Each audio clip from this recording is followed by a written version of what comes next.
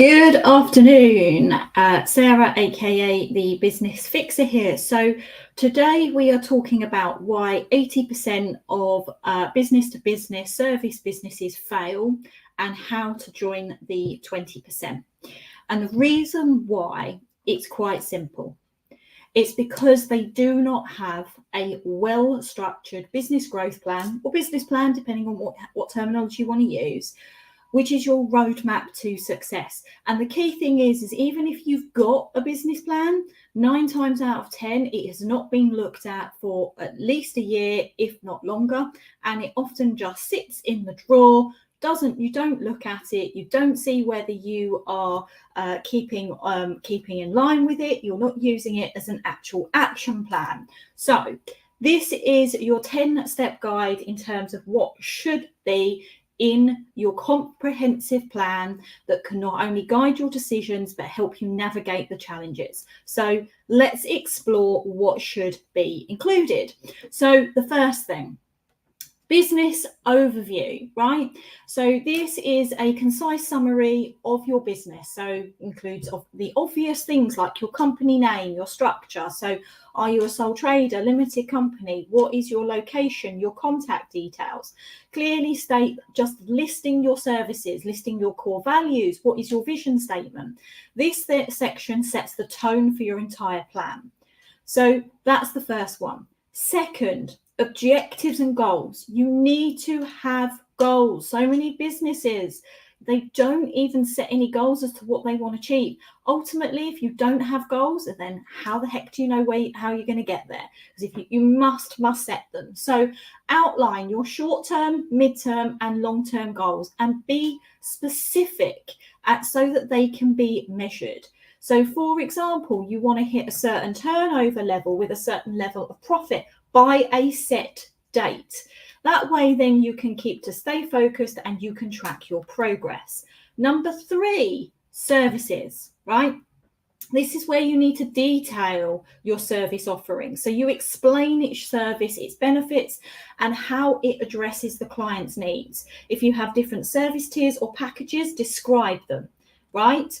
This is ultimately the section that showcases your unique value proposition. What do you do differently compared to everybody else that is in your industry? Number 4, this is where you set out your fees and your financial summary. So you need to outline your pricing strategy and your fee structure. This is where you would also set out, you include your projected turnover, your break-even point and your profit margins, right? You will have documents that are attached to the growth plan, which will have your full profit and loss forecast, your cash flow forecasts, etc. But ultimately, you're taking the overall projected turnover for the year, what your break-even point is and your profit margins overall, just as a summary in this section. But make sure that you are doing this accurately. There is software out there that can help you do this. Right.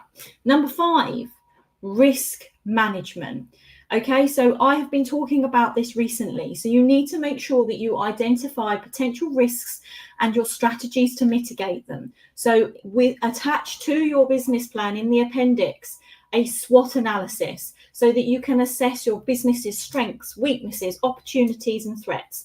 And don't forget to address the operational risks like client retention and service quality maintenance. These are all risks to your businesses. Go back if you need to and have a look in terms of where I have talked about risk management in an independent article/video. Okay, number 6. Your staffing and recruitment. So describe your current team structure. If you can, actually have a staff structure attached as an appendix. Actually set out what your future hiring plans are. So what role do you want to recruit for? When do you want to recruit them? Or when do you want them to actually start? Include their responsibilities and your recruitment strategy. So how do you intend to go out and actually recruit? Are you going to use recruitment agencies? Are you going to recruit them yourself? If you plan to work with contractors or freelancers, make sure that this is included within this section as well. Number 7, your training and development. Outline your approach to ongoing and training and personal development for your existing team. including yourself. It is important as a business owner that you also are constantly updating your own knowledge. This is crucial in service-based businesses where your team skills are your primary asset. Number 8. This is where you are talking in terms of your technology and software strategy. So this is where you outline the tools and software you use to deliver your services and manage your business. Explain how that technology supports your operations and enhances service delivery. Number 9. Now, this to me is one of the absolute fundamental parts of a business growth plan. And this is something that I can safely say has really started to flag in my own mind since I have been running my own businesses, because this is often what I think gets missed off a business plan. And this is your action plan. So this is crucial to your business growth, right? This outlines the specific steps you're going to implement your strategy and achieve your goals. Your action plan should be detailed, time sensitive in terms of putting the deadlines in, and aligned with your overall business objectives. Your action plan should cover all major aspects of your business, including service development, marketing initiatives, operational improvements, and financial targets. It serves as a roadmap for your team, ensuring everyone knows what needs to be done, by whom, and by when. So this is a really, really important part, because it's all well and good putting a plan together in terms of what you want to achieve, but you need to set out the action plan as to how you're going to achieve it. And finally, test and measure. So this is the key to all of this is, you need to make sure you are checking to see whether you are on track for what you want to achieve. Okay, so this is how you'll measure your success, and success means different things to different people. But as bare basics, you should include metrics like your profit and loss analysis, your marketing performance, your client satisfaction, and conversion rates.